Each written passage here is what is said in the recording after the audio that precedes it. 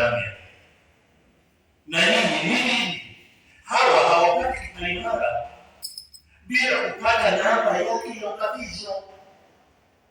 Huwezi ukapata wokovu bure ukawa bado bila kutafuta namba ya ubatizo wapi, usije ukaomba kaburi wangu.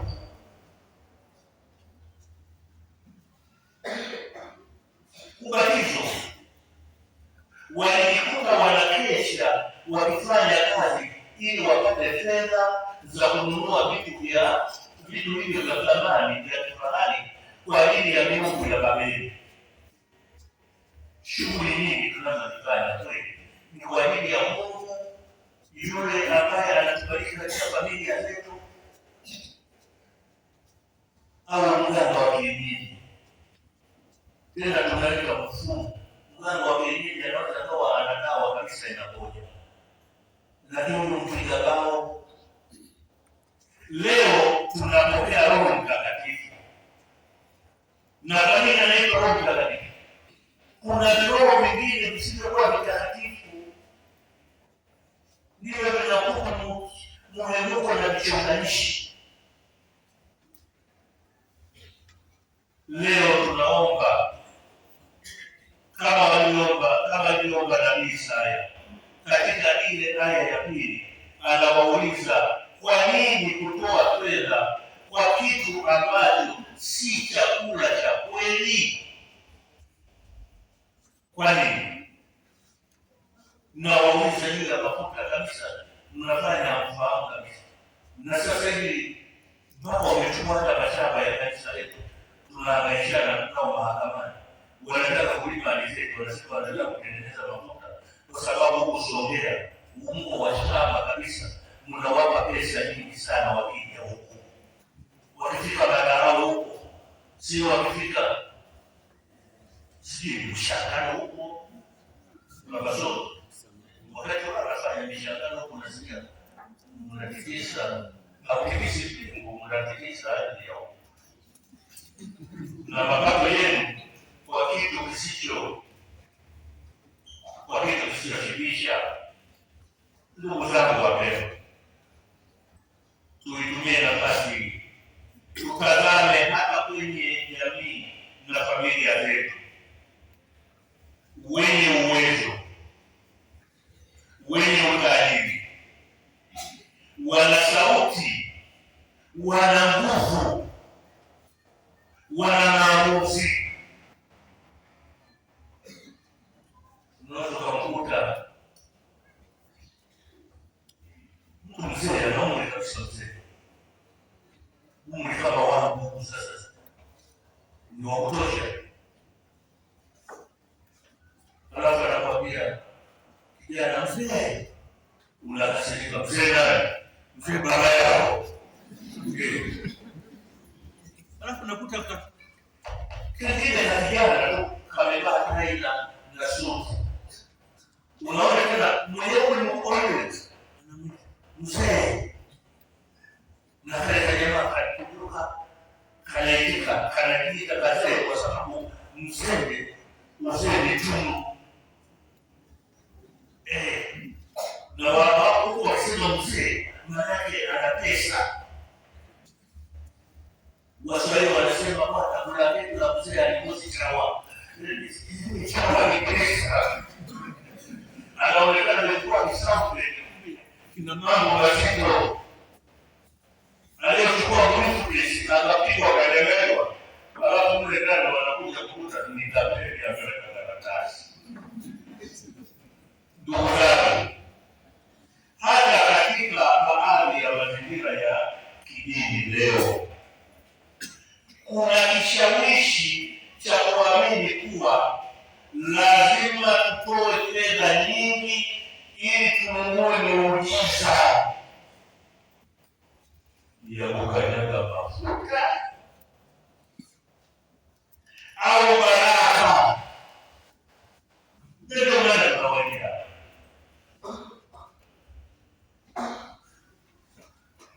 na sasa hivi ukipita kwenye mitaa karibu nzima, picha za hao ni nyingi kuliko wagombea wa kipindi kilichopita kama mwaka jana. yale mabango yamepungua ya wale, sasa hivi ya hawa. Na inawezekana wakayatoa hata mabango ya wale waheshimiwa wakaweka ya kwao, na wanalipia ya fedha kweli. Watu wanabadilika mabadiliko hata nani halmashauri, sio halmashauri hapa sasa, ni manispaa. Usijishuke manispaa, lakini wenzao wakikupa manispaa utalipa goli pako kali, na ukipata jiji utasaga wewe. Hili naenda nani wakupe wewe nani manispaa, halafu unakuwa kama halmashauri. Sisi tukuwa tupawakia halafu tutaka kama kikao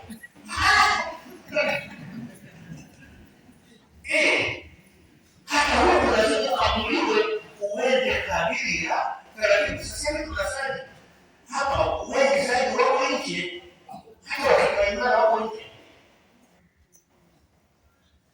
Tutakuwa kwenye kamzini nako kunako kungemeza wote kuna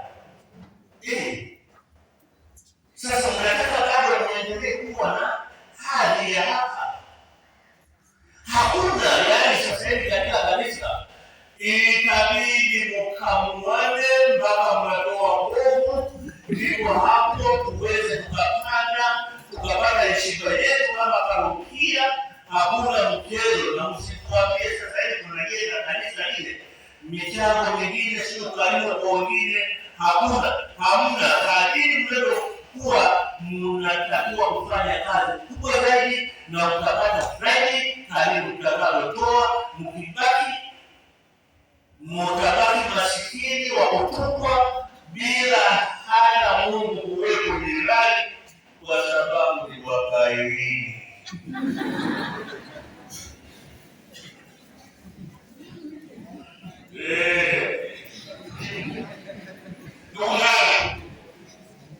Ni Mwenyezi Mungu wa pekee awezaye kutuliza kiu na njaa ya maisha yetu.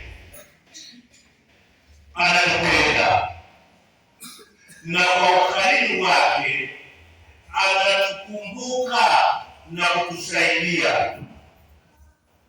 Taifa la Israeli wakiwa katika mahangaiko hayo ya kutafuta kukidhi njaa na kiu yao, wakiwa utumwani Babeli, Mwenyezi Mungu anawapelekea ujumbe wa faraja.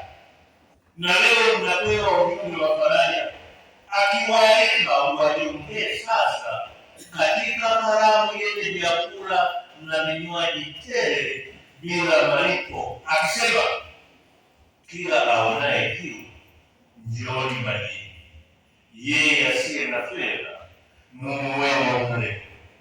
Naam, njooni mnunue divai na maziwa bila fedha na bila thamani. Ndugu zangu wapendwa, tuko katika nafasi hii.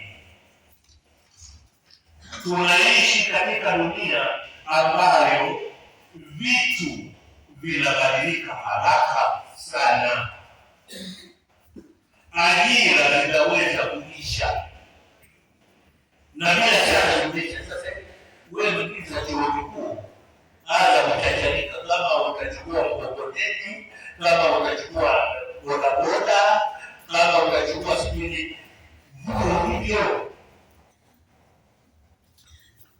Kwa hiyo ajira zinaweza kuisha, uchumi unaweza kushuka na umeshuka, mali zinaweza kupotea, na hata watu tunaowapenda au kuwategemea wanaweza kuacha au kutubadilikia wao wenyewe hawawezi. Ndugu zangu, hakuna kitu chenye uhakika kwa sasa hivi. Ni kwa njia ya kuingia katika ushirika wa kudumu na Yesu Kristo, ndipo tunaweza kupata usalama na uhakika wa hatima ya kudumu ya maisha yetu. Na agano hili ameliweka kwa njia ya damu yake ya thamani kubwa sana. Watu wa kila kabila, watu wa kila lugha, watu wa kila jamaa na taifa wakipata zawadi kwa mwaliko huu wa bure kabisa. Ndugu zangu wapendwa, fundisho lingine ambalo tunalipata ni kwamba Kristo daima anatutazama, hatuachi, na kwa upendo wake mkuu anatuonea huruma, anahusika na mahitaji yetu yote ya kiroho na kimwili, tujiweke mikononi mwake. Na alipowaona makutano, ule mkutano aliwahurumia, akawaponya wagonjwa wao. Ndugu zangu wapendwa, kama tulivyotafakari pia katika masomo yetu, somo letu la kwanza na la pili na injili tuliyoisikia, Kristo Yesu anatualika tumkabidhi hata kidogo tulicho nacho, naye kwa wema wake na ukarimu wake atatuzidisha. Tusifanye chochote bila kumshirikisha Kristo, atusaidie, tusikimbilie kwa binadamu. Anatualika nasi pia kuwa wakarimu, kuwasaidia wanaohitaji zaidi. Zangu wapendwa, nitumie nafasi hii kuwaomba kwa namna ya pekee katika nafasi hii tuliyo nayo.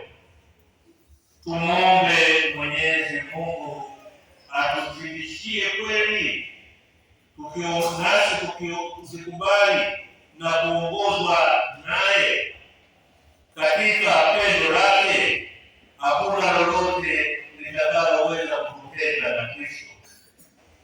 Iwe ni shida, tuiweke mikononi mwake.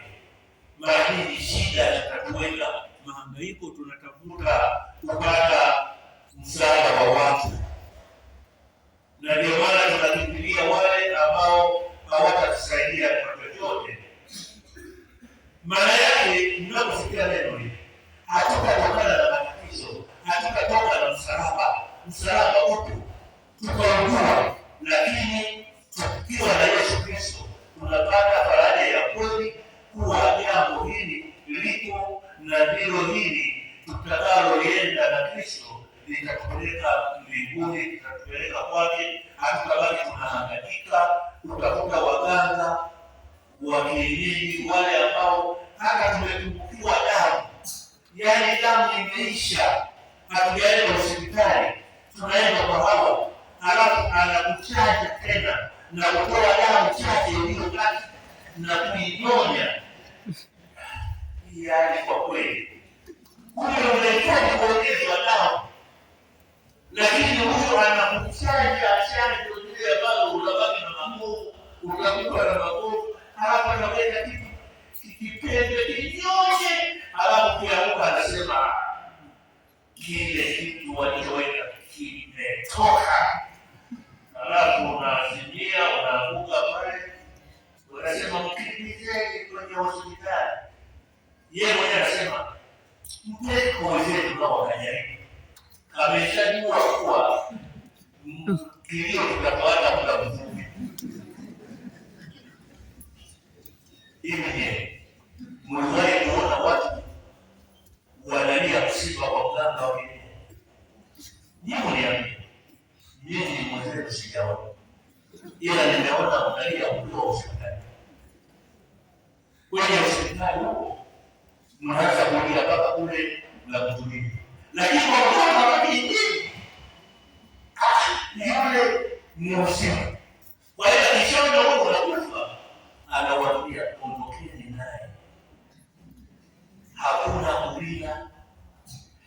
enendeni sasa hivi nyumbani kwenu, mtalia kutoka saa 6 ya usiku. Unafikiriwa walimu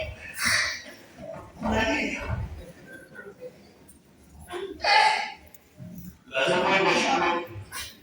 Haya, tunasikia saa 6 usiku. Alikuka juzi. Acha mchezo. Shida au dhiki au adha au njaa au uchi au hatari au upanga, yote hiyo naweza kuona hivyo vyote visikupeleke nchi ya leo. Leo ni msalaba, ni Kristo mwenyewe, lakini sio rahisi. Yaani wakati fulani nimeangalia baba Soni hapa amewapaka mafuta, yaani kwa mtakatifu, nimeona wazidi nani, lakini wagonjwa leo wamekuja ni kweli, kwa sababu bado amefika pale mpaka mtakatifu bado anasema ni mpaka wa mwisho. Kwa hiyo nikipaka la kifo na nini hapa mwili pale na hapa, kwa sababu atapaka mpaka wa mwisho, itakuwa ndio hicho. Sasa nini ya aina hiyo, mafundisho ya namna hiyo, kumbe analeta faraja kwa mpaka ule, ila mnakimbilia sasa ndio mnakanyaga mafuta na kupaka kule ambao haliwezi kukaliwa na jua yeye Mungu na wewe. Tofauti na watoto hao ambao wanasema yatakuwa mafuta gani na watatoka wapi?